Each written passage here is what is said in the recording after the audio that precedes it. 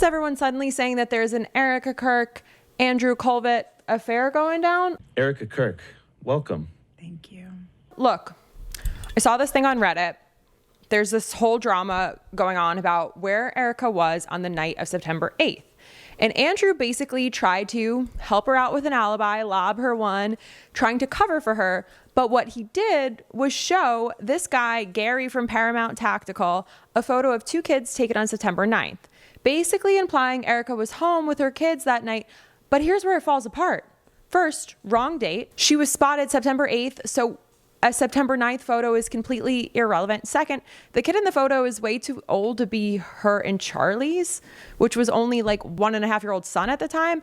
And third, Erika isn't even in the photo. So a babysitter could have taken that picture for all we know. Now, here's the sneakier part.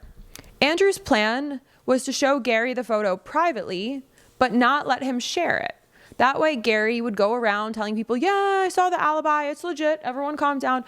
But nobody could actually look at it themselves to pick it apart. And it probably would have worked, except Gary accidentally shared the whole conversation publicly and blew the entire plan wide open. So why does this matter? And why is everyone now suddenly whispering that there might be a little bit of an affair going on between Erika Kirk and Andrew Kolvet? Well, was their relationship a friendship intensified through trauma bonding? Or is there a scandal lurking beneath the surface? So today we're going to piece together the timeline surrounding Charlie Kirk's version. And what the evidence reveals is a story that might expose some unexpected secrets. And real quick, I'm Lauren Paritra. Willa Paritra is lurking behind me. It sounds like she's about to go grab a ball. And what she and I really wanted to tell you is, if you're new here, we currently have a lead on Katie Miller. Hi, I'm Katie Miller. Welcome to my podcast. Katie Miller is the wife of Stephen Little Bitch Miller, the pale white nationalist from Santa Monica behind all of the ICE and immigration terror. And we can't maintain our lead without you. So it takes all of us to fight Katie and Stephen Little Bitch Miller. So consider every sub, every hype, every follow. Follow us across all social platforms, wherever you get your podcasts. We are I Am Lauren P. Every action and FU to Katie and Stephen Little Bitch Miller. Is that she speaks with such authority and such humanity. And it's hard to explain unless you've seen it up close, which you now have. When Charlie was at Turning Point USA at an event in Utah, the public saw Andrew rush to comfort a devastated Erika, capturing the moment in a tarmac embrace that appeared to be born from like a genuine moment of grief. But what if this moment was just a facade? Okay, so grief often leads people down dark paths. We know this. And in a moment of grief, you need comfort urgently. So for Erika, losing her husband could have driven her to seek solace in the arms of somebody who was there, a colleague who understood her pain all too well. Grief can blur boundaries. We know this. And it can also ignite hidden desires. I have more to share on this. And we've got some more odd behavior to unveil. Willa, bring me the ball. But first, I need you to take a look at this. At these discrepancies highlighted by Candace Owens. Big news. Exciting news. I believe we have at long last solved the mystery of the tarmac hug, thanks to the police scanner on September 10th in Provo, upon which the officers were discussing sending a team to pick up Erika.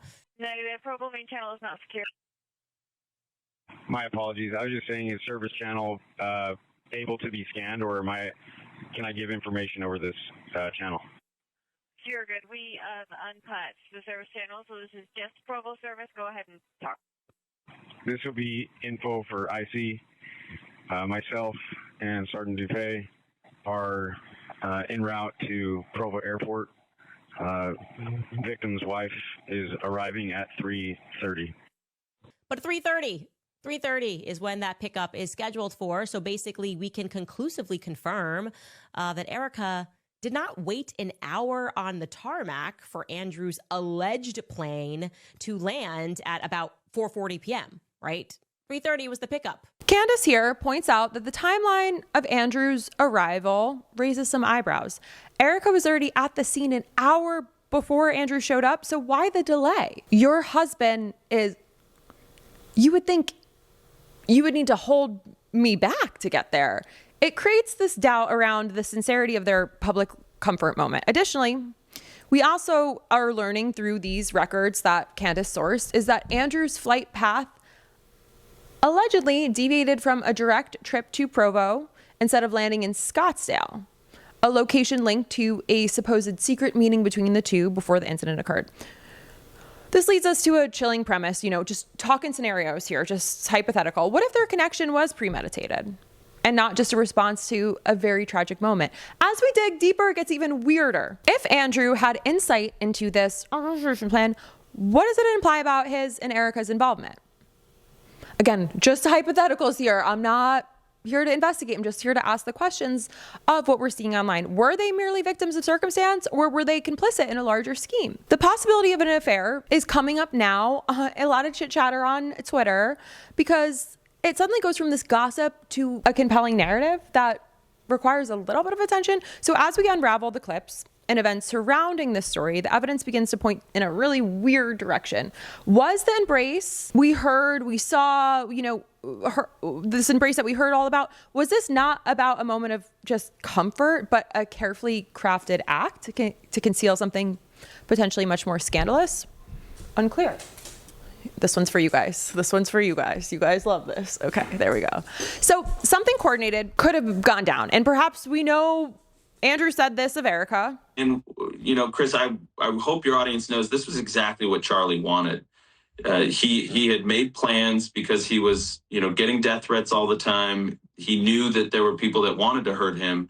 And he told me personally, he told members of the board and other executives at the organization that should something happen, that Erika was going to be the person that took over. Obviously, they're both grieving. Obviously, Andrew said a lot of stuff about Erika, being ready, and Charlie would have wanted it this way. And we've seen these clips, we've covered them in great detail. But when both parties are grieving, they can sure hold each other up, but everyone's also depleted. Let's talk about grief for a second. An outside person who isn't submerged in that same grief can often offer someone, something a partner genuinely can't. So it's a warmth, it's a presence, they both love the same person.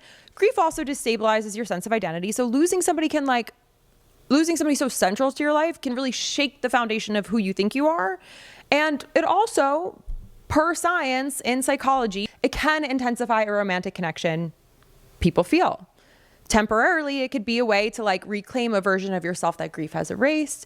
There's also this science underneath it all. Grief impairs your prefrontal cortex, the part of your brain responsible for judgment, impulse control, and longer term thinking. So in ways that look a lot like trauma and grief are very much the same thing in many ways. So people in acute grief are not operating with their full decision-making capacity. Anyone who's experienced grief can validate this. You do not have your full ability to make reasonable decisions, to move through life. You are so consumed with the heaviness that is grief. And sometimes a romantic obsession functions as a displacement of pain and a temporary escape from an unbearable weight of said grief. And sometimes grief just exposes the cracks that were already there. So if a relationship was already emotionally distant, loss can push somebody towards the exit in ways that might have been suppressed for years. Let's just talk about one of the greats, Stevie Nicks. So Stevie Nicks in 1982 lost her best friend, Robin Anderson, to leukemia. This was her closest friend. Robin left behind a grieving husband named Kim Anderson. And 3 months later, Nicks married him, believing it was what Robin would have wanted. Their marriage lasted 3 months, and Nicks later called it a mistake made entirely out of grief. She said she wasn't in love, she was shattered and reaching for the nearest thing that connected her to the person she had lost.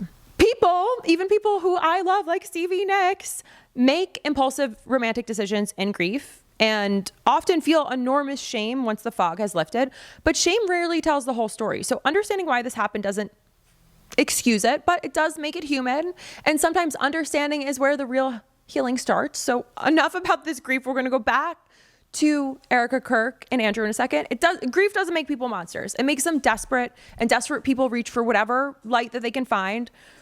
That all to be said, these are some suspicious clips. Megyn Kelly is addressing these things. Can I just ask you how you're doing? I'll be honest, yesterday was awful. That was actually, for me personally, it was the lowest point in some ways, actually. The 6 month mark. mark. They say grief, yeah. We don't know what's really going on, but we know we are not going to take our foot off the gas, and we're going to continue digging in here. So If you want to know more, let us know in the comments what your thoughts are. Let us know if you agree, disagree, if there's other signals that you're picking up on that you want us to dig into more. And again, I am Lauren P. You can find us at the Lauren Paritra Show on Spotify, Apple, or wherever you listen to your podcasts.